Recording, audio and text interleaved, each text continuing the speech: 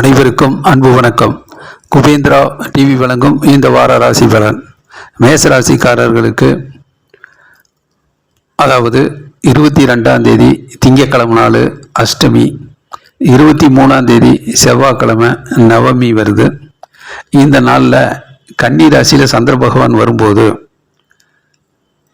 அது மேசராசிக்காரர்களுக்கு 6ஆம் வீடாக வர்றதுனால வெற்றி மேல் வெற்றியும் முன்னேற்றங்கள் ஏற்படும்.